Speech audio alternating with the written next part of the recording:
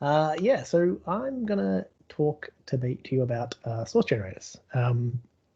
As David briefly mentioned, it's a new feature of C# 9 compiler.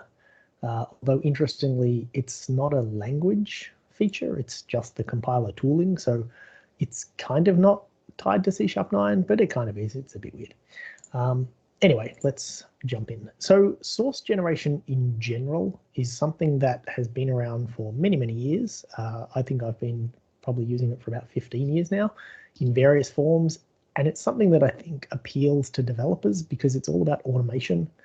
It's about, I don't want to do this work. I don't want to write code, or this specific code. So I'm going to write some code that will write the code for me. So I think it's a generally sort of well-known thing. It's something that you probably use all the time. Maybe you don't even know that you're using it, but in the .NET world, there's Razor files and Blazor files, and even the old ASPX web forms, a resource file like a resx file. If you've got a .NET SDK style project and you don't have an assembly info file, then all of those things work by some form of source generation. WinForms designer and XAML designers and all those other things. So the concept itself is not new. What is new is a specific offering, a specific feature in the C# compiler that allows you to generate source code as part of the build, which is kind of what I'm going to be talking about. So let's just have a quick high level, very high level, as you can see, look at what happens when you build your code. So you have your C# files and they get sent to the compiler and the compiler produces a DLL. Doesn't get much simpler than that. And so the existing source generation options out there have to fit into this model. And so there's really two ways that they work pretty much. The first way is before the compiler. So this could be custom MS build tasks. It could be, I've put CodeSmith on the slide there because that's the tool I used to use. And this is where you'll run some kind of thing at build time. Usually it's automated, the running of it is automated, but it could be manual as well. It might look at the files on your disk, it might not, depends on what it does. But in general, it will produce files, physical files, C# files, before the compiler gets a look at your code. So these generated files and the files that you've written all get passed to the compiler in one big lump. The compiler doesn't really know the difference, but it doesn't really need to. And out pops your DLL. These work really good. There's the only downsides to them, I guess, is that sometimes they can be hard to manage around what do you do with these files? Do you want them checked into your Git repository? Do you not want them? How often do they change, etc.? There's definitely tricks if you want to try and generate stuff within your C# files as well as next to them. So it's a generally pretty good solution, but there's a few little edge cases there. But it's sort of easy to understand because you run these things and it produces files on disks and you can look at them. So the other option is after the compile, which is where tools like, you might have heard of PostSharp or Fody, I don't even know. And these run after the compiler's done its work, and they run on the IL that is produced. So they run on the intermediate language. Essentially, they actually look at the DLL after it's been produced. I've put the little arrow there just for conceptually, you want to think about them as running before they produce the DLL, because what they do is they modify that DLL. And these things are very powerful. They're essentially unlimited in their power, right? Because they're modifying DLLs after the compile. They don't have to be restricted to just modifying your DLL even. They can modify the system DLLs that you ship with if you want, barring, of course, any code signing or strong naming or any other certificates that I'm not going to talk about. But those are sort of the two extremes. Fody and PostSharp are all powerful, but they're also a bit more complicated. By their nature, they work on IL, which is more complicated, although those libraries exist to make that, provide a consumable API over that. Or there's before the compiler, which generates files, relatively easy to understand. So what's new is with C# 9 source generators is the generation happens within the compiler. So to talk about that, we need to sort of dig into this black box of a compiler we have, or pink box. So let's have a look at what happens in the compiler. So there's 5 phases to the C# compiler, kind of. I'm going to talk about 3 of them. The first phase is called is called the parse phase, which is easy to say. And what happens is your C# files go into the compiler and they get parsed and they produce a syntax tree. In the case of the Roslyn C# compiler, that's a concrete syntax tree. Don't worry about the details there, it's just a syntax tree. That syntax tree then goes along to the compile phase, and your syntax tree is turned into a compilation. The syntax tree represents your code, but just your code. It doesn't have any extra information. So, for example, if you had a field that was a string and you wrote it with a lowercase s, then the parse phase and the parser knows that that's the string keyword in C# and it has some meaning. If you wrote it with a capital S, the parser knows that it's a type because that's the sort of symbol that goes in that spot, but it doesn't know what string with a capital S means. It's just the word string. The compilation is where we add in all that rich value. So we bind to types and all those sort of things. And so that's where the string becomes a system.string from, you know, mscorelib.dll or wherever it's supposed to be. So the compilation has all the rich information.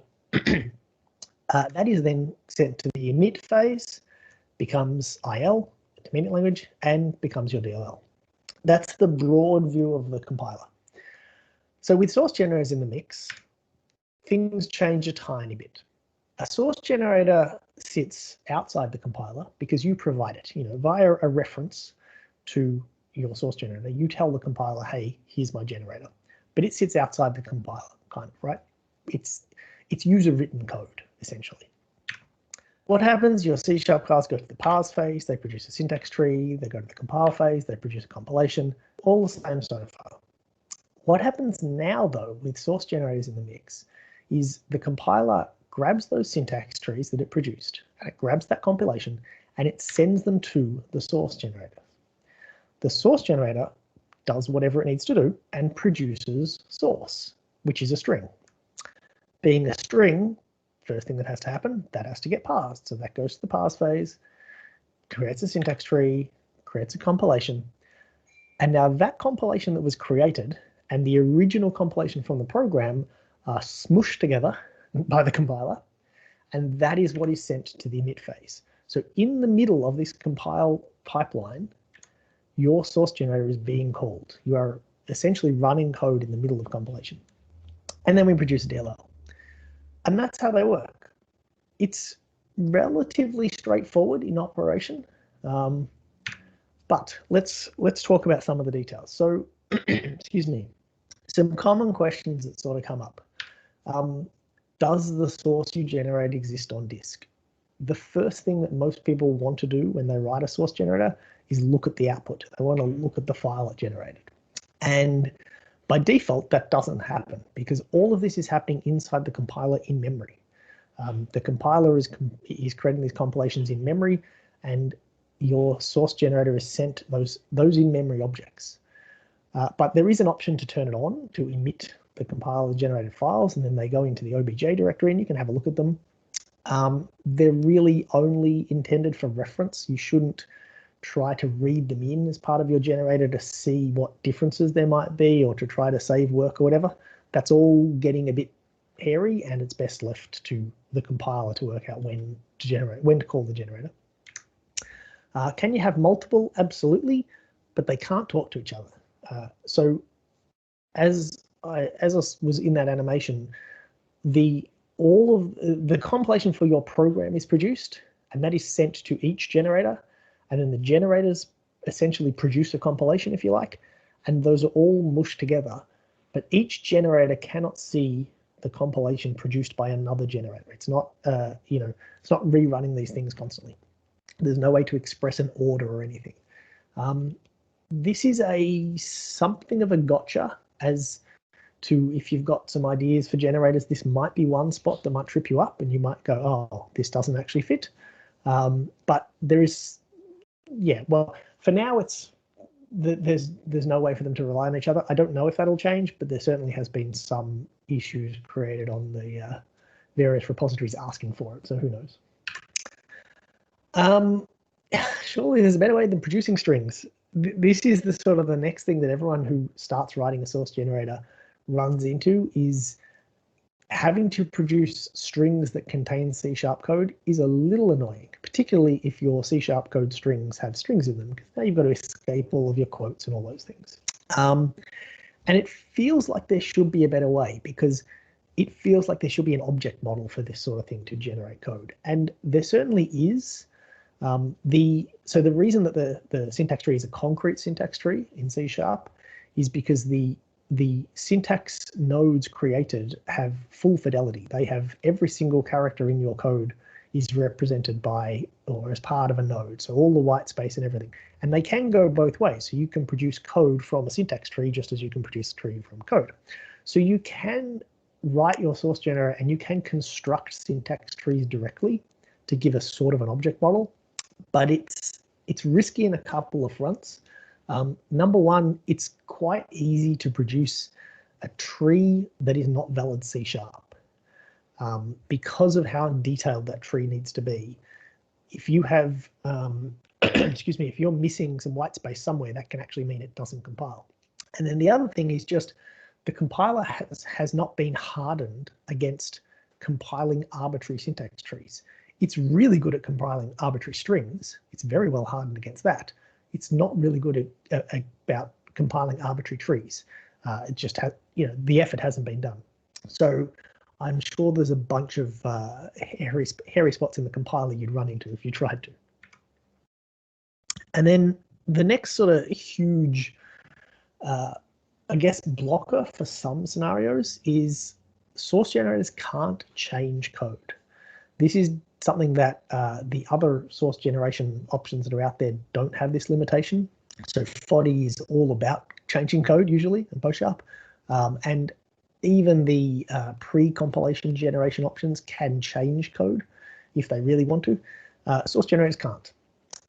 It's definitely a blocker for some scenarios, but it's also something that if this wasn't true, I don't think we'd be seeing them available now. Source generators have been talked about in the compiler world for a long time, been asked about for a long time of C#. And it was essentially, well, the realization of how to do it by restricting them to only create new code was a big factor in actually getting them done. And then the IDE experience. At the moment, Visual Studio 16.8 Preview 3 and above is really good for using source generators, as in referencing them from your projects and using the source they generate. It's not so smooth for writing source generators right now. There will be more work to come in that area. The fundamental thing at the moment is Visual Studio is a .NET Framework app, and .NET Framework is not so good at unloading DLLs. So if you build your source generator, Visual Studio loads it, you want to make some changes, it now has to load another copy, but it can't unload the previous copy. So there's some rough edges there that will hopefully be smoothed out in future. All right, what can you do with them? So this is definitely my opinion on things, and I don't claim to be the most creative person in the world, but to me, source generators fall into, well, excuse me, the source generators that I've seen fall into one of three buckets. So the first one is with a performance in mind, and that is getting rid of reflection at runtime and swapping it for looking at the code inspection at compile time. And I got a couple of examples there that I can show you later of source generators I've written that exhibit this behavior essentially. But there's a bunch of scenarios where, as part of application startup, there's a lot of reflection that has to happen to do various things around your app and around your code base. If you can move them to happen at compile time, then your app startup gets a lot quicker because it doesn't have to do any of that. The other interesting thing about getting rid of reflection is in .NET 5, there's all sorts of work being put into the linker, and we'll see more of that coming in .NET 6 as well, into the linker to get a DLL smaller and smaller. But reflection and the linker removing bits of code are sort of at odds, and it can be very tricky to get the linker to run but still allow you to use reflection in the same way. So getting rid of some of that reflection could also be a great way to allow the linker to do more work on your DLLs. The other type of source generator is to just automate processing of files. So this could be JSON deserializers, XML deserializers. If you think about things like I mentioned, the XAML files, if you use the XAML designer, that XAML file is used to generate a C# file. Now that doesn't use C# 9 source generators at the moment, but it could. That's an example where something like that could happen. But there's a lot of scenarios where you might have XML configuration files or CSV configuration files or any other format. At a company I used to work at, we had a giant XML file that described the schema of our database. And off that file, we would generate a bunch of different things. We generated some web services that would automatically hook up the right routes, and we generated ORM to access the database and generated a bunch of stuff. And so that's where source generators really help with that productivity of automating writing code, where you could write this code manually, but and every time you add a field to the database, you add a property here, and you add a thing here, and you add a thing there. But source generators could allow you to automate that. And then that leads into the third thing, which is automating boring typing. But instead of being based off additional files, this is just boring work you have to do in your code. So this could be things like setting up, DI containers, right? I've got an example I can show you where I wrote a DI system using a source generator just to save myself having to build the container. I notify property change is kind of the canonical example of this, which I'll show later as well. But there's some of these mindless typing things where you just have to do it. It's not hard, but if you don't get it right, then things are going to blow up at runtime. And so source generators provide a good opportunity to not just save the work, but also if you don't get it right, that often means they fail at compile time, which is much better. Some other things about source generators, they can report diagnostics, which is to say build errors, essentially. In your source generator, you can report a diagnostic back to through the compiler. That will show up in the build output, that will show up in the error list in Visual Studio, it will show up wherever you want. So you can use that to validate the work that your generator is being asked to do. And so again, instead of blowing up at runtime, potentially there's scenarios where you can fail a build early if something's not right, which in the past might have been some runtime exception that you would have to essentially wait to hit and then try to solve. It is tempting to write generators that analyze the code and look for problems. Don't do that. There is another solution for that, which is Roslyn analyzers, and they work much better, much better IDE integration, etc. So yeah, it's kind of can be a bit of a fine line, but if you stick to the things that your generator cares about, then you'll be fine. As I mentioned, they can access additional files. So anything in the additional files group in MS Build can be seen by source generators. MS Build will manage the access to those files and whether those files have been updated and reading them from disk or wherever they are.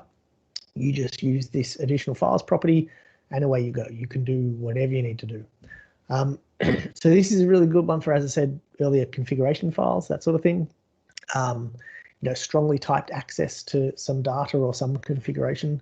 This is a good one for. The link down the bottom there is a link to my friend Scott, who I believe is in the meetup. He wrote a transpiler essentially using this, where there was no C# code in the project. You provide code in another language as an additional file, and then the source generator actually compiles that code to C#. So he could expose a language for which there is no .NET implementation and essentially transpile it in memory to C# and provide a .NET implementation. Usage notes is next. Thank you, Past David. So partial methods. So I said that source generators can't change code, and they can't, but there is some tricks you can do to allow your source generator to sort of fill in gaps in your code. and it can't directly fill them in, but partial methods means essentially the same thing. So partial methods have been around for a little while, and the way they work is you define a partial method just like this by saying partial void whatever, and then you call it as though it's a real method, because it is. And what happens is, if you provide the implementation for it, like we have down here, then everything continues as normal. If you don't provide that implementation, then this method call simply disappears, and the compiler just leaves it out. Excuse me. It's as though it was never there. And that's a nice way to say, well, okay, source generator, plug in some details in the middle of this, in the middle of this foo method. The generator can create this method and plug in some details in the middle. But obviously, it's quite limited, because if this method call is going to disappear, it can't return anything. It can't have out parameters. It can't have access modifiers. Excuse me. So before C#9, they're quite limited. In C#9, we flip that on its head. So in C#9, they can have return types. Excuse me, my voice is going. They can have return types. They can have out parameters. They can have access modifiers. But crucially, if you have any of these things, you have to supply a body. So they're not optional anymore. And I should have changed this call here, because obviously this isn't using the right parameters.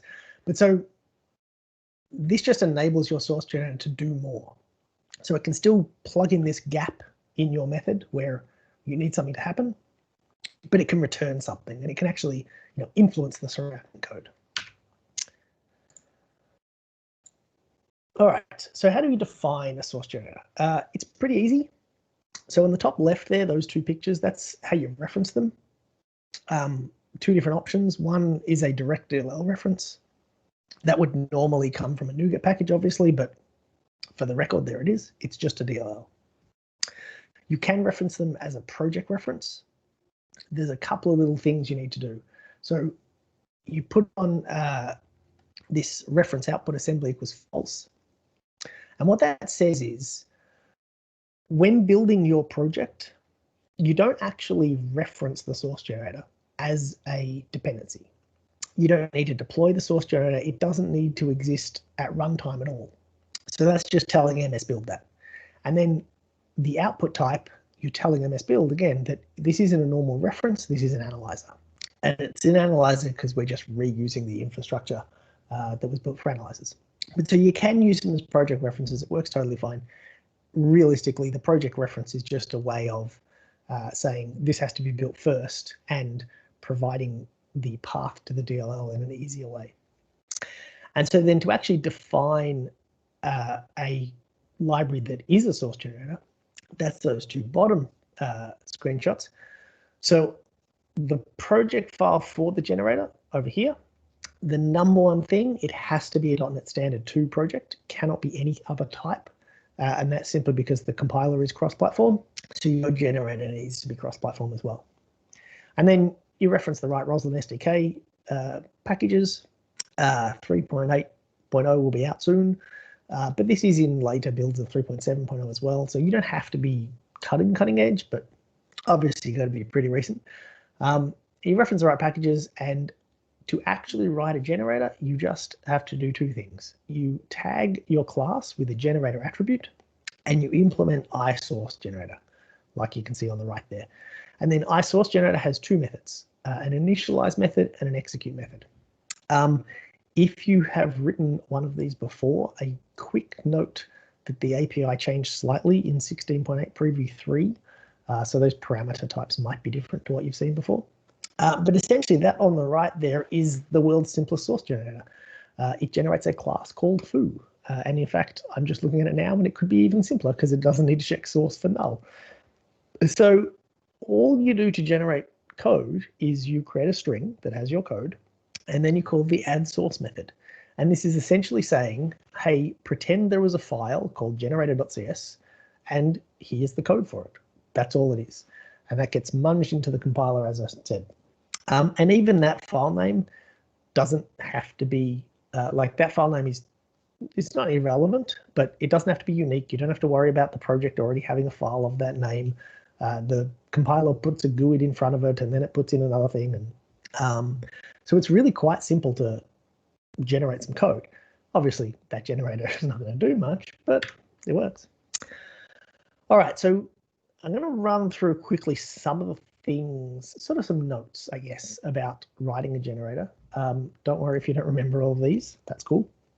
But then I'll flip over to a demo and, well, yeah, to some actual code, and then I'll explain it a bit more in detail. But so one of the common things you'll want to do with a source generator is read the syntax of the project that you're consuming, or that it's consuming the generator. And so there's a couple of handy tools for that. The syntax visualizer is the first one that's built into Visual Studio. That's this picture on the right. And it's an optional component, so you do have to go into the installer and tick it on. I think it's under the .NET Compiler SDK. This shows you for any C# file, as you're just using your IDE, you're using Visual Studio, this will show you the syntax tree for it.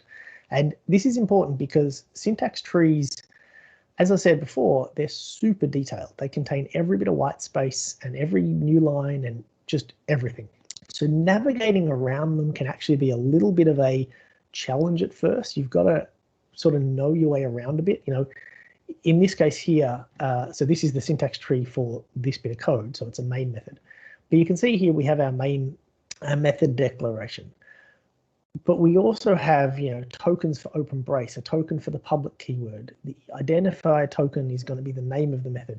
It's quite detailed in its structure, and so you can't just easily sometimes say, hey, I've got this method or I've got this class or whatever it is, and I just want to find this information. Sometimes that can be a challenge. You've got to dig around a bit. So being able to visualize and see the tree really helps you navigate that. SharpLab, which is this second link here, that's an online, that's a web page that has the same functionality. It can show you the syntax tree, which is the other screenshot. SharpLab actually has heaps more features as well. It's a really cool tool if you haven't used it.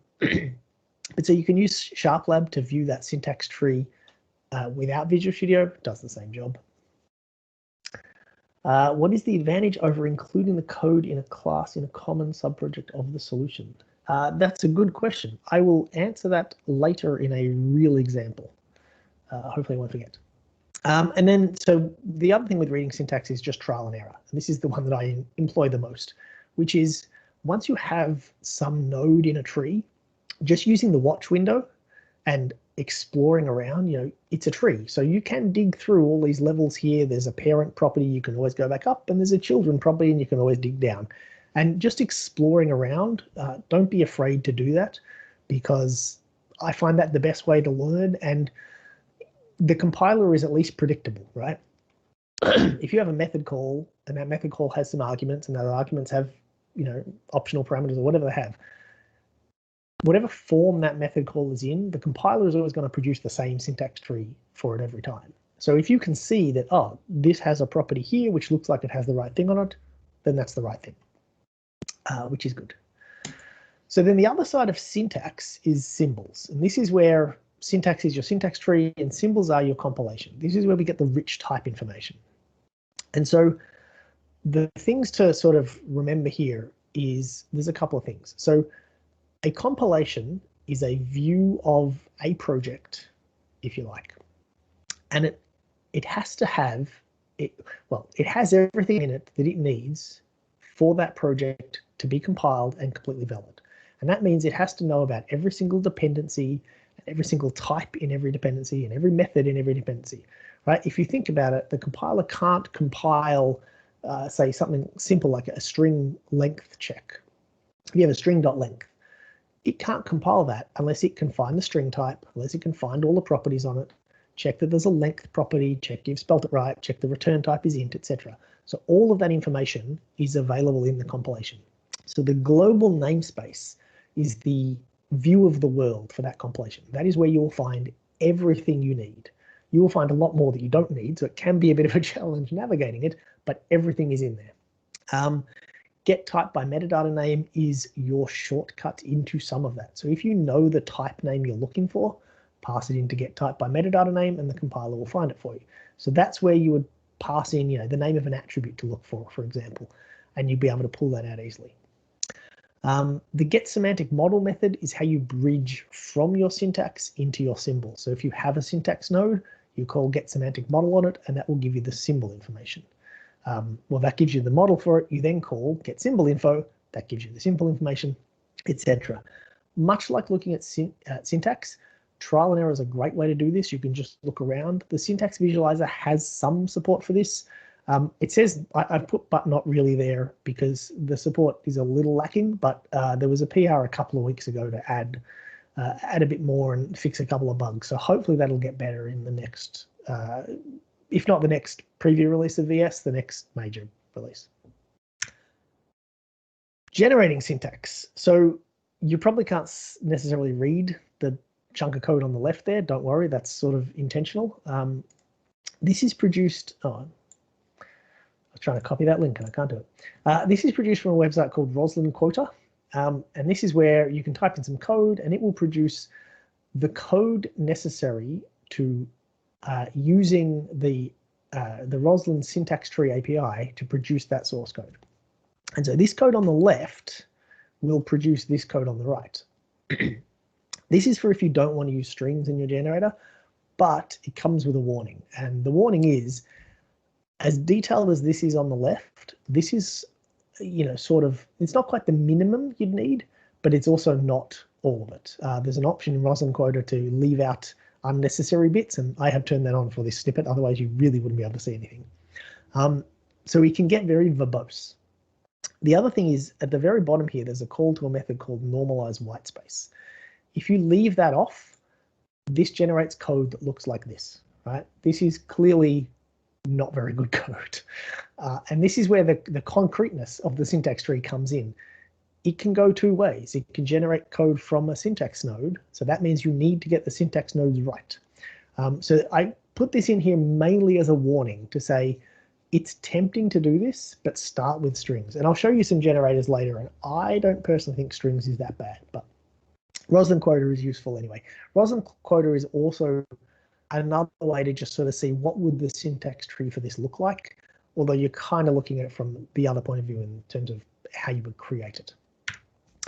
And then debugging. Debugging is a little bit of a pain.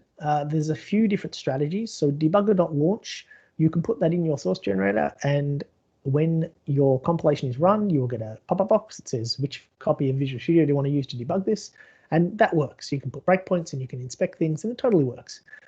But it can be a bit annoying too, because compilations happen all the time in VS, and you can end up inundated with all of these windows and you don't know which one is the one you want to use, and it can be a bit annoying. This is where hopefully the tooling will improve a little bit. There is in the Roslyn SDK something called a generator driver, which helps, or is essentially the thing that runs source generators, and you can use that from a test console app or from unit test, and so you can get a better debugging experience that way.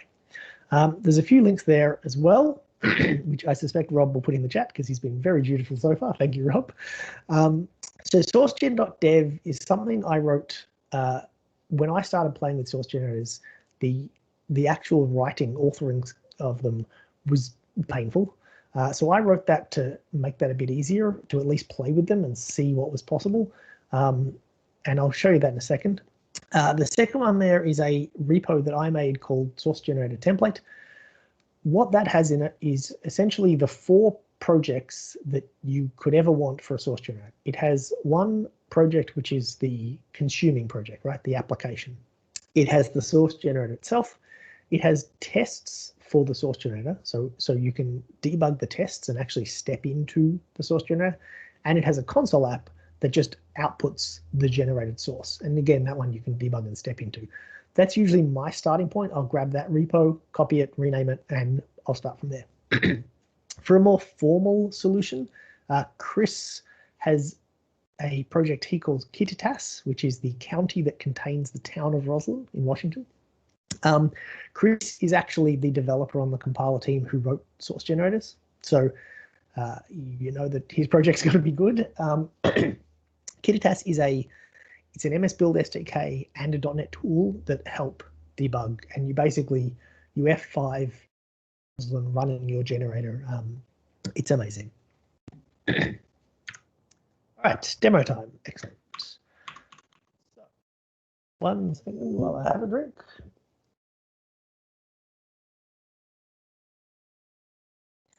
Okay, so this is sourcegen.dev. So this is my little test app. Now, I'm very happy to say that almost all of the usage of this that you would ever want to do with this is now in Visual Studio, which is great because I don't have to pay to renew the domain name.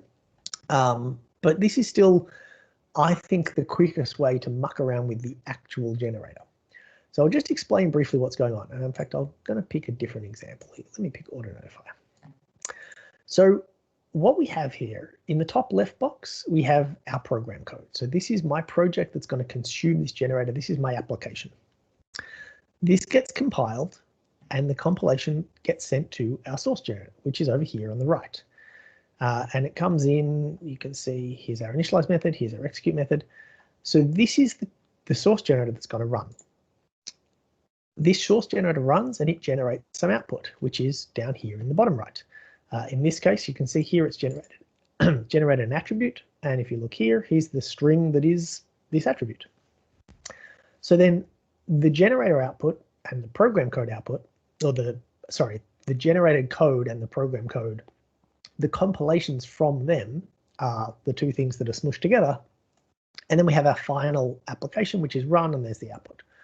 So, and this will sort of rerun on every character. So I can comment out that line of code and that bit of code disappears and then nothing works. But so this is a cool way to explore them, I think, anyway, but I'm biased because I wrote it. So let's have a look at what this generator is doing. So this is an example of saving me typing, essentially. This is implementing iNotify property change, and I didn't write this generator. This is one of the samples that comes with Roslyn, what's in the Roslyn SDK. So this is implementing iNotify property change. So the way iNotify property change works normally is when a property is set, you want to fire an event. It's not very exciting. It's not very difficult. The annoying part comes when, because you want to do something when a property is set, you can't use auto properties. You have to write out the property in full. That means for every property, you also have to create a field. Like, it's sort of back to C#, 3 or 4, or actually when was auto properties? Probably even older. It's just a lot more work, and it's not what we're used to. So what this does, this generator does, is it automates the task of writing those properties. So here we just define a field called _text, and we tag it with an attribute that says auto notify. And then over here, if we look in our generated output, our source generator creates the full property. So the text property, we return the field, we set the field, and we call the event. That's all it does. It's not super exciting, but just that little bit of help saves developers a lot of time. It ensures you're not going to have mistakes. If we look over here, the name of the property gets passed into the event. If that was wrong, well, potentially that could take you years to find, right? Something could be broken, all because that name's wrong. Once you've written the generator and once you trust that your generator is correct, you can stop thinking about the code that it generates, right? You just know it to be true. And you can build in as much functionality or as little smarts into your generator as you like. So in this case, there's a field here called mount, but we've said, well, we want the property name to be count. And so that's exactly what this will generate. Here's a count property, but it returns the amount field. The other cool thing about this and about source generators in general, if I comment out this code, you'll notice my program doesn't compile anymore. My generator still ran. It generated the count property. It didn't generate the text property because, of course, this field is not doesn't have the attribute anymore. But my program doesn't run, right? Because down here, I'm using this text property. This is a little bit convoluted. This is not quite exactly what you would sort of think for this scenario, but imagine a different scenario where if you forget an attribute, something will fail at runtime. Well, this gets to fail at compile time, and I can show you a better example of this later. But so the presence of this auto notify controls whether a property exists. So this code gets to run, or gets to be written, I should say, as though the generator has run, and it is written against the sort of final API. So you don't have to worry about the fact that here I don't have any properties. You have to trust that they will be there in future. Those are fields, not auto properties. Yes, Rob, exactly correct. So these are fields, not properties. Now, the other reason that these are fields, not properties, is because the generator can't change code. So if I had this as a property, even if I tagged the auto notify, the generator cannot supply the bodies for my get and set accesses. It can't rewrite those properties to have get and set accesses. So that's why this is a field. That's also why this class is partial. And if you look over here, this class provides the other half of it, if you like. And in fact, partial classes like this is very common with source generation, where you provide two halves of a file. Let me switch over to another example, which is my DI system. So this is a DI thing I wrote for a side project. It's very crappy DI as far as DI goes, but it's a cool use of source generators. But basically, I had a DI container, and what I don't want to have to do is constantly remember to register services with it, or manually wire up services, or add singletons, or add transients, or add scopes. I wanted this to be automatic, so that's why I wrote this. When does the generator property appear in IntelliSense? That's a good question. I will show that in a second, because I'm going to switch over to VS in a minute. So I wrote this to automatically create a DI container. So what happens here? Let me comment out a couple of these lines of code. What happens here is my generator is looking for me to call this getService method. It's really a service locator, but in my actual use, I call it once and it generates, it constructs the whole world for me. So it's looking for this getService call, and I'm saying, hello, I would like an IFOO. And what it generates here is a getService method that returns my object, which is a foo, which if we scroll down, we can see here is the interface and here's the class. So I think this is a really cool example of how sometimes you have to think a little bit differently to write a generator. In fact, I always think of Back to the Future, where Doc Brown is suggesting they drive the car over the bridge and the bridge isn't there yet, and he says you're not thinking fourth dimensionally. I kind of think source generators, sometimes you have to think fourth dimensionally.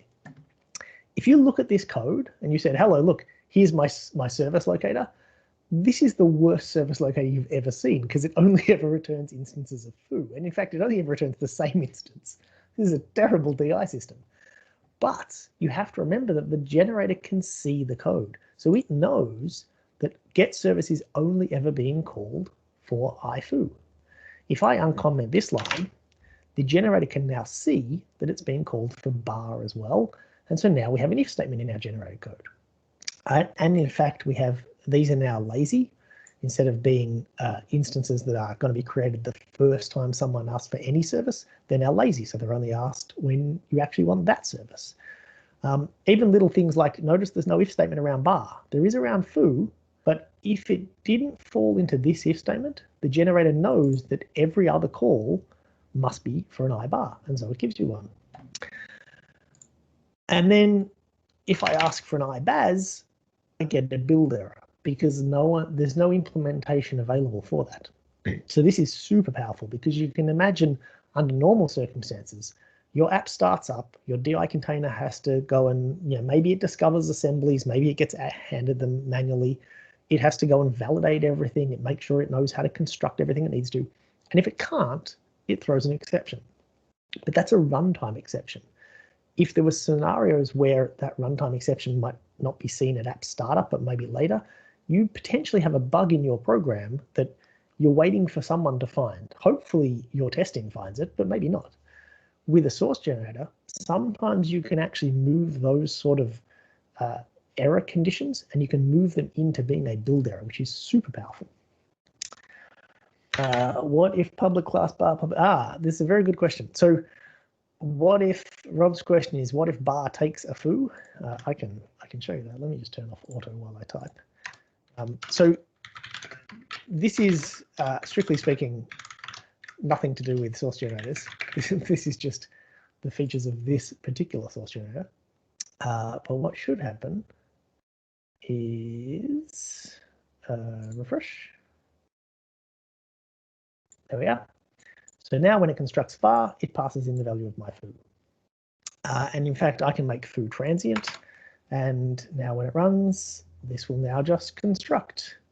Well, this is constructing a new lazy, which is probably a bit silly, but anyway. And then this one just constructs a new one directly. So you can make your source generator as smart as you like. One thing I love about this example, though, if you were writing a service locator or DI system or anything at all, if you were writing it as a library, the code in here in this get service call has to be really smart. It has to, excuse me, it has to know about, oh, I didn't fix my compiler. Oh, didn't I? Oh, yeah. Sorry. Your library code, you have to allow for this code. You have to allow for all the possible scenarios that might come up. What I love about source generators is that I can generate the minimal code I need for exactly the scenarios it's used in because I know how it's being used because I can see the code. Even if you don't ever get service I foo. Yes. So I can comment that out, and this will now go back to being just construct a bar and construct a foo, because if anyone ever calls get service, we know they want a bar, therefore we'll have to give them both. So, but again, that's just features of this thing. Let's switch over to Visual Studio, and if there are any questions, please keep asking them. Well, you can answer them too if you want. Okay, let's jump over to Visual Studio and let's talk a little bit more. Well, I'm talking about the same things, but let's the developer experience as well. So this example is a generator that I wrote a couple of weeks ago, and I'm still writing, I guess. There's a PR open to put it. So a friend of mine on the WinForms team, they received a PR. So the WinForms project has a lot of public API that takes in enums. And I don't know for sure, but I can imagine the reason is simply enums work pretty well in the property grid in the designer. And so there's a lot of properties that are enums, and there's lots of methods that take them. The problem with enums in C# is any int value can be cast to any enum type. So you can always provide an invalid value to any of these public APIs, and the compiler won't stop you. So on the WinForms team, that's obviously a problem. So they have to validate basically every enum in every public API. And so this class here is what they use. Client util class has a few methods. And you can see that the validation is not very tricky, right? This is enum valid. This is just doing some basic math, some basic logic to validate the enum, so that's cool. We have some other cases here where the enum values are powers of 2, and they want to ensure that there's only ever 1 bit turned on, which is, just a little bit more code. It's no big deal. For a flags enum, you just end it. That's cool. For a non-sequential enum, though, things get a little bit more tricky. You've got to loop through all the values. You might have to call get values, which is a reflection call, so that can be slow, although that happens in debug. The biggest problem here, though, is one of technical debt. So you see these if debug areas. When you're validating this enum, you have to tell the validation routine not only the current value you've received, but also what is the min and max for this enum. And that's a spot of technical debt, where if you add a new value to the enum and you don't update that max value, then this isn't going to be working. So in debug mode, it then does a whole bunch of code to check that the arguments to that method are actually validating the right things. And then it caches some of that info because that can be slow. But then there's a maximum cache size because otherwise it's too bloated. And you sort of start layering on this code that, I mean, it's not unnecessary, but it's not wonderful. So I was talking to a friend on the WinForms team, and he asked, could source generators do this? And of course, later that afternoon or that evening on the couch, I had no choice but to start writing because I'm a huge nerd. And so what I came up with was this, where this is the validate call to validate an enum. All you do is you pass in the enum. And what this does is this is a source generator, or this method is provided by a source generator, and it generates the minimal code needed to validate that enum.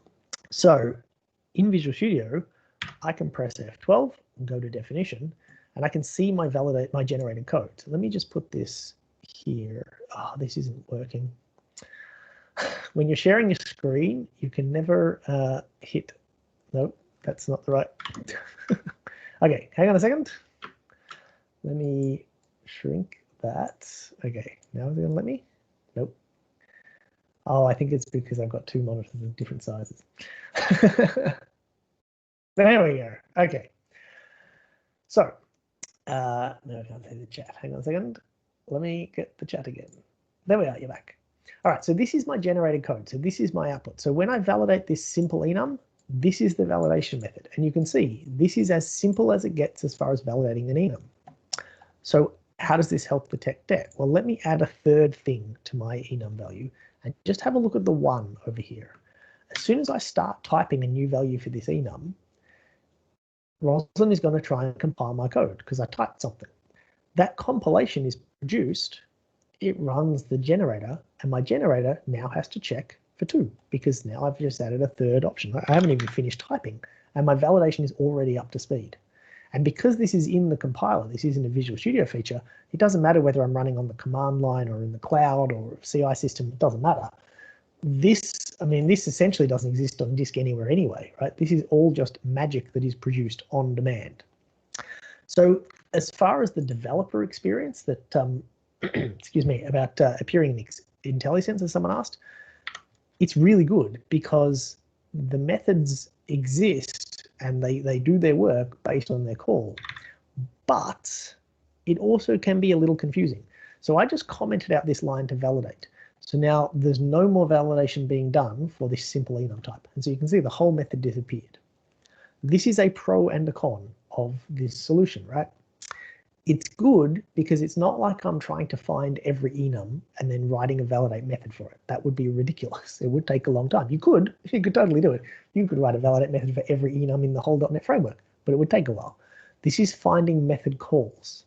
So the fact that this method call doesn't exist means when I type in, so you can see I'm typing an enum validator, I can see validate in the list here. So everything looks right with IntelliSense. The one gotcha with this is that if you look at IntelliSense here, there is only one overload and it takes in a complex type. There is nothing here that takes in this simple type.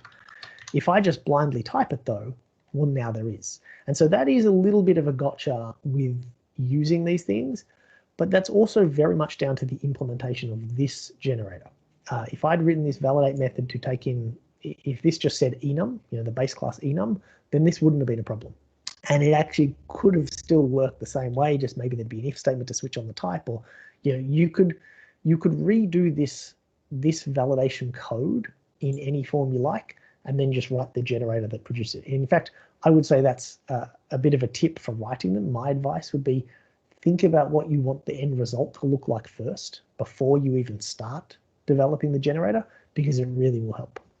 But I just think this is a really cool example of how responsive these generators can be. I have this wacky enum here, which has a 3 and 2 14s and an 8 and a 9.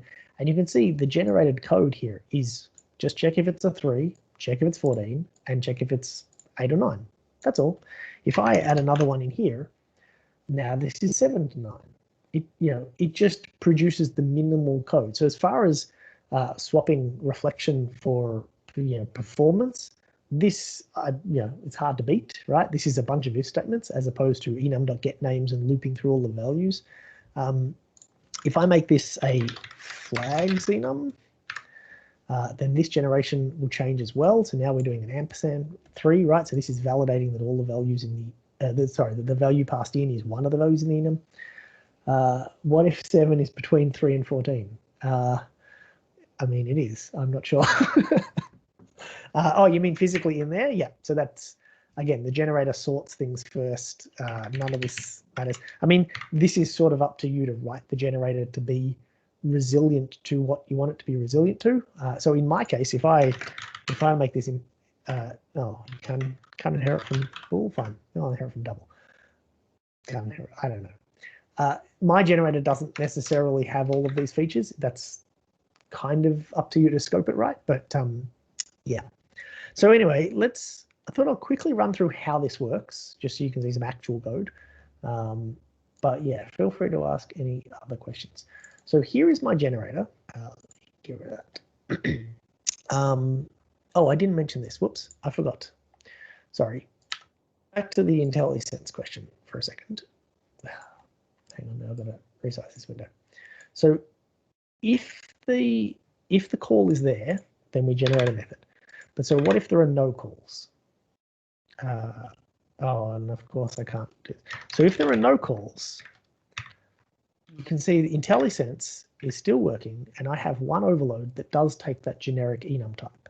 And so this is one thing you want to think about is what is the story if this isn't generating any code? So that's what this is for. This is essentially my stub for, hey, if nobody's using this generator yet, let's just generate an empty method so that it's there for IntelliSense purposes. So you do need to think about this sort of thing. But as you can see, it's not very difficult. You just generate a method. So let's talk about the generator. There's a couple of important things to mention. So the first thing is in this initialize method, we're calling this register for syntax notifications. And what this is doing is we're passing in this class, which is this class. What this is doing is this is saying to the compiler, hey, every time you see a piece of syntax, let me know because I might care. And you could write your generator to just look through the whole project and find all the syntax manually like that. But if you tell the compiler to call you when there's a syntax node, it's way more efficient because the compiler can be smart about when it calls you. You know, as I say, this is compiling on every keystroke. Well, that keystroke is probably only producing one new node, not hundreds of new nodes. So you're only going to get called once, for example. But so basically, every time we visit a syntax node, I want to know, is this some bit of syntax that I care about? And so I'm saying, well, if the node is an invocation, because I only care about method calls, and I know that I am allowed up to 2 arguments on my method, so I'll stop checking if there's got more than 2.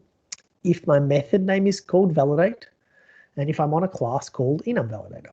And so if all these conditions are met, then I just add this this argument, essentially this is the name of the parameter, I just add this to a list called arguments to validate. That's all this does.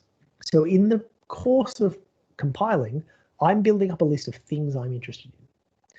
In my execute method, I get my syntax receiver back out, and then I say, given this list of arguments to validate, go and find all the information about what to do.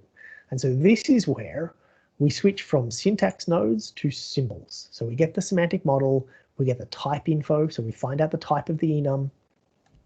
We check if there's a flags attribute here, this enum type.get attributes, and we add this to our list of things to do essentially, which I'm storing this enum validation info. And this is definitely a pro tip around source generators, is you want to build them like a compiler does. So the compiler has the parse phase where it grabs all the code and produces a tree from it. Then it processes the tree.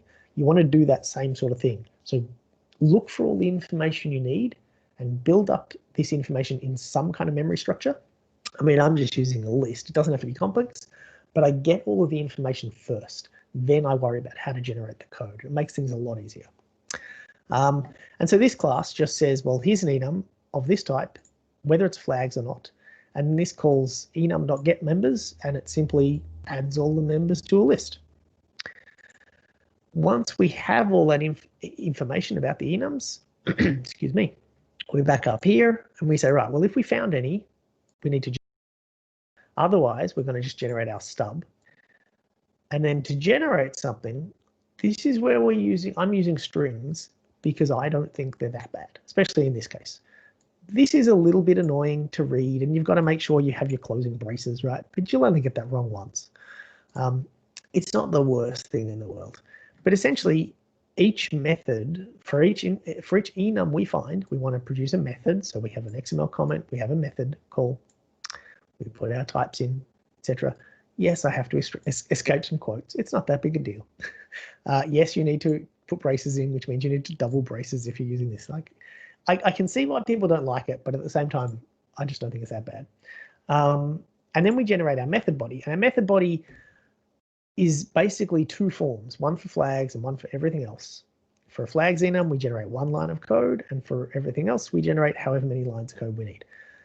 Each of these methods, and I really do recommend writing really small methods for this, but each of these methods is pretty easy to keep track of. It's pretty easy to understand what they're doing. And I don't know, maybe it's just me. I don't think that there's a need here for this case to have any kind of higher level generation. I think strings are fine.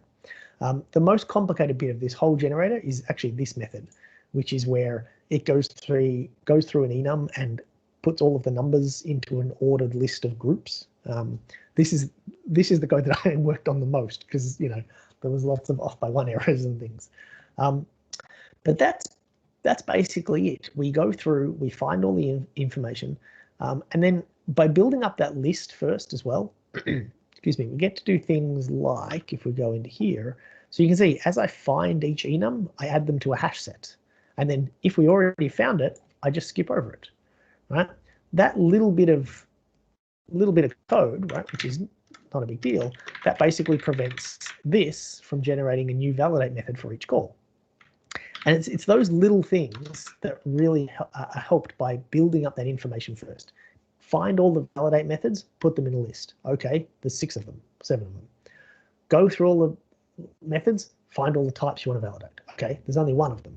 Now you generate your code and you're only generating 1, rather than, oh, I found a validate method, I better generate some code. Oh, I found a validate method, better generate some code.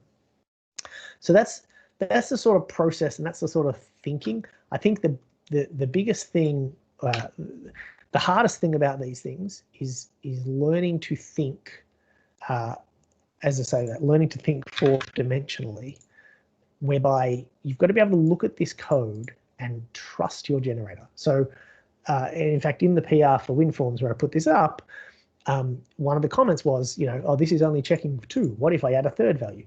You have to trust that when you add a 3rd value or 4th value, that when you add a 4th value, your generator is going to run and this will magically change.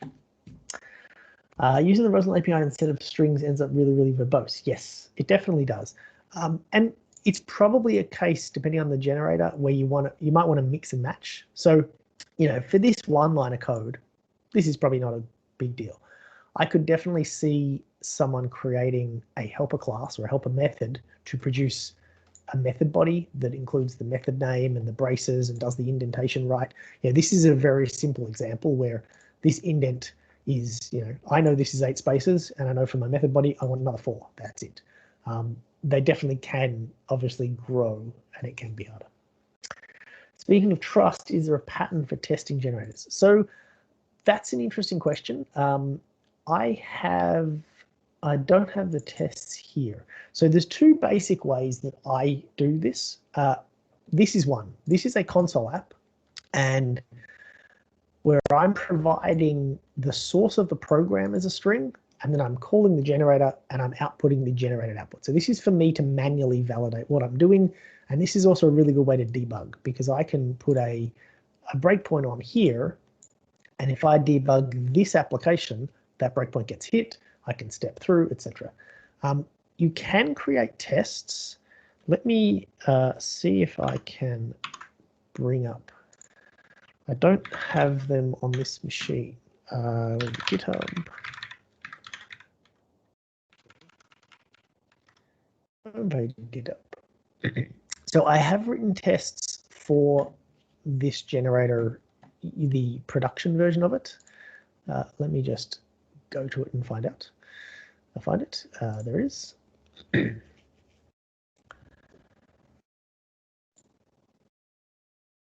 So this is the, hopefully will be part of WinForms version of this generator. And if we find the tests here, so this is where I am testing the generation.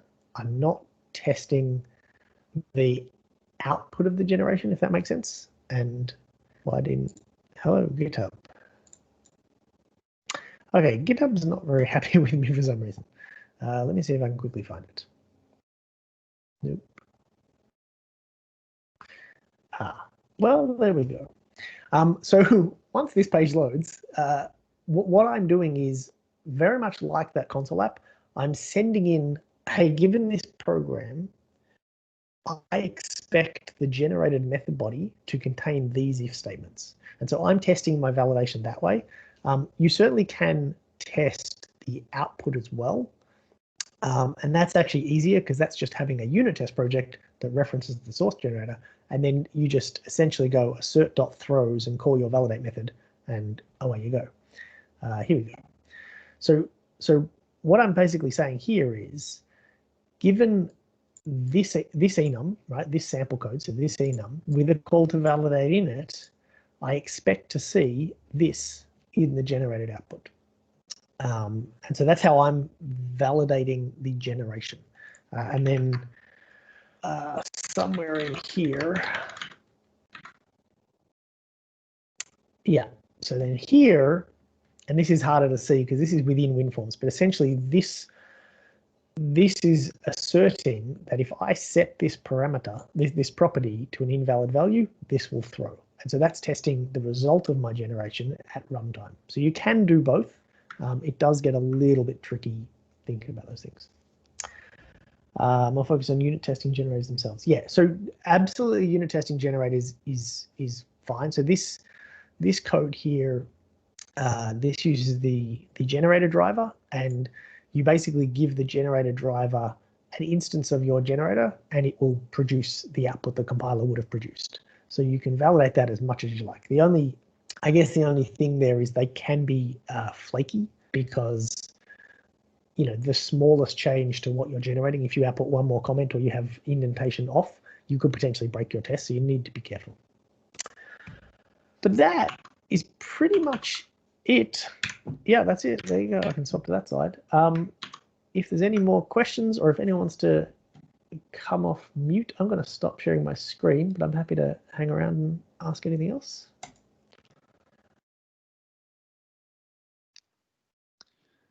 Yeah, big thank you to David. Yeah, feel free to, as David said, unmute, ask a question. I know also there was the offer, if you've got other questions beyond source generators around sort of Roslyn or anything else, then feel free to throw them at David. He may be preferably stuff related to Roslyn, not just general life questions that may be out of scope. I think my camera's gone blurry again. Yeah, I was going to ask. I'll ignore my camera. I guess I'm involved with some code that does generation off a database. That probably is not a case for source generators. I'm thinking because of the fact that it's going to be running all the time, that you probably wouldn't want that. You mean generation of the actual database, as in it creates? No, as in querying a database to then generate some EF models and that kind of stuff. So yeah, that I mean, you certainly can do that, but it's not recommended. I mean, at the end of the day, your source generator is just C# code, so you can do anything you like. But yeah, I mean, the compilation, well, compilations happen way more than you think it does, especially if you're using VS, because every keystroke, and it's really easy to basically kill your performance in Visual Studio by having a slow generator, and writing or reading from a database is probably a slow generator. I actually for my DI one, so I use that in a little game I'm writing, which is has a WPF front end, but for a bit of fun, I also wrote a WinForms front end for it one day. And as soon as I wrote the WinForms front end, editing anything in that project was just a pain, because the generator was looking through all of WinForms, which has 4,000 types. And I mean, I didn't need it to. It was just I didn't write very good code to filter that out. But so I was just doing that much more work constantly. But yeah, things like accessing web services, databases, etc., not a good idea. If you can get that info onto the file system and use an additional file, that works a lot better, because MS Build knows how to manage files. Rob had a question here. He asked early on, but sort of just popped it back in to remind around the .NET Standard 2 requirement. Oh yes. Why does it alongside? So this is where source generators are a bit weird, because they're a compiler feature, not a language feature. So They require .NET Standard 2. They don't actually require .NET 5 or C# 9. Your consuming projects can be down level as long as you're using the latest compiler toolset. On top of that, when you're running inside VS, that's a .NET Framework app. So the C# compiler is a .NET Framework compiler. In the command line, it could be .NET Core. On Linux, it's .NET Core. So the compiler has to load and run your code, and therefore your code or your source generator has to run wherever the compiler can run. So essentially, you are going to be cross-platform because the compiler is. So yeah, .NET Standard is the only thing that's acceptable that's going to work across all of that. I have seen people accidentally create .NET Core source generators and they work up until a point, and then they stop working and no one can work out why. So it's best to just start off with .NET Standard. So they could have a generator that targeted, like that was built in .NET Standard, but that was used by a project that targeted, say, .NET Framework. Yes, absolutely. And in fact, the other thing that kind of does your head in first when you think about it, your source generator doesn't need to reference anything that it generates code for. So you could have a source generator that references, that generates code that accesses EF or accesses, Azure Functions API or whatever. Your generator doesn't need to reference those projects. It's just generating a string. When that string is put into the end project, it needs to be correct, but it doesn't need to be correct when you're generating it. So yes, your .NET Standard generator can generate code for .NET Core, for .NET Framework, for whatever. You might have smarts in your generator to generate different bits of code depending on what the consuming project is. You can also, I didn't really mention it, but your generator can read various MS build properties from the project, so you can see what, and you can add specific custom properties as well. So you can specify something in your project file that controls how the generator runs. The sky's sort of the limit. Is there any need for T4 generators anymore? So that's an interesting question.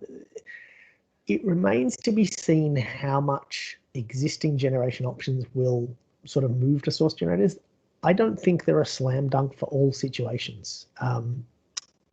T4, maybe, it really depends. I mean, T4 can sort of do more because T4 generation is really run by VS. So it's a much more powerful environment. The compiler is not as powerful, right? Compilers don't have the concept of projects, and they don't have the concept of project references at all. Right? They don't have the concept of multi-targeting. The compiler only ever knows about one target.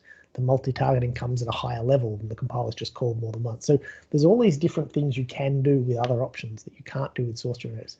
But it is interesting to see what things could be replaced. I kind of mentioned like XAML files or ASPX files. They all get generated into C# files. Those don't use source generators, obviously, because it's new. Potentially, those teams could rewrite to use source generators, but I'm not sure whether it's necessarily a win. And it also comes with some negatives because since source generators can't rely on each other, you could imagine, say, you might want a source generator that takes an XML file and generates a bunch of MVC controllers. Well, those controllers need to be seen by the ASP.NET endpoint routing source generator in order to generate routes for them, for example. But they can't because the generators can't rely on each other. So there's a whole bunch of little quirks and issues when you get down to it that I wouldn't say this is going to replace any one technology, but it might replace certain scenarios. I'm just looking through the questions. Do generators work with VS Code? Yes. So because they're a compiler feature, they work everywhere the compiler works. So CI, Linux, VS Code, VS, etc. Do you see a lot of common cases appearing as NuGet packages in the future? Yes. I mean, I think basically there's going to be two types, really. There's going to be the generators that are written for internal use, and then some people will write them as libraries just like any other NuGet package. So for example, the DI system that I wrote that for myself. I reference that as a project. I'm not going to put it on NuGet because I don't want to have to write it well enough to put it on NuGet. It has a bunch of bugs. In fact, it has one Stack Overflow exception it gets and brings down VS regularly that I keep meaning to fix. But I know someone who is writing it's called Strong Inject, I believe. He is writing a IOC container DI system using source generators, and his intention is for it to be a real open source library that anyone uses. So that'll be on NuGet. I think it'll be a mix, and whether there'll be more people doing internal or external, I don't know. They're definitely, the number of projects that consume source generators will vastly outnumber the amount of projects that are source generators, if that makes sense. So I think we'll all be using them at some point. I wouldn't be surprised if at some point there are some built into either .NET or common frameworks like XUnit. There's a bunch of scenarios, JSON serializers, XML serializers is a great example. The XML serialization stuff that's in .NET Framework, .NET Core, it uses source generation. It just does it at runtime via reflection emit, and it caches a DLL, and then if the DLL is up to date, it doesn't redo it. There's all this logic. If that's rewritten as a source generator, all that complexity goes away essentially. Do you see it being used for code instrumentation? So instrumentation is tricky because instrumentation, well, it's difficult to do instrumentation without modifying code. So it certainly would be possible. You could construct a source generator to do a lot of things. It's really just a question of how much do you have to contort yourself in order to enable this scenario that is, maybe is better served by PostSharp or Fody or whatever. Again, I don't think source generators are going to replace all of that. It just has different strengths. The strengths for source generators is that you can see the guts of the compiler. You can see the bits the compiler can see. And in fact, I know of at least one project that generates its source via an MS build task before it runs the compiler. But in order to do that, it actually compiles your code. So your code gets compiled. So this thing can produce some code that then gets sent to the compiler to compile your code. So it's really inefficient, but it's the only thing. It's the only option they had. That's really where the sort of the value proposition, if you like, of source generators comes in. Is I can see the syntax that the C# compiler sees, and I can act on it. There was an earlier question from Rob around, can generators modify projects to add packages or dependencies? At the moment, the only thing they can do is add source to the compilation. I don't know whether there's plans. I believe they're talking in future about ways to add other types of files, so presumably embedded resources, to the compilation, but I don't know whether that's going to happen or when. Modifying a project, it wouldn't be it wouldn't be impossible, but I'm not sure whether that's a thing. The thing to maybe think about there is that your source generator doesn't sort of live in isolation. If your source generator comes in a NuGet package, for example, that NuGet package could have a normal library in it, an everyday library that gets referenced. It could have a bunch of analyzers in it. It could have a source generator in it. So by referencing a NuGet package, I can sort of make your project reference this library. Then I can generate some code that uses that library. I can analyze your code. So you can do all of these things already. Maybe it's not the source generator doing them directly, but it's part of the sort of overall package. Thank you, Mark, for those links. Yes. Yeah, instrumentation and logging and those sort of things with Fody and with PostSharp, there's a clear win there where they literally can add a line of code to every method that you write without you having to write it. And source generators just can't do that. It's just not a goal that they have. So it's hard to beat it from that point of view. Cool.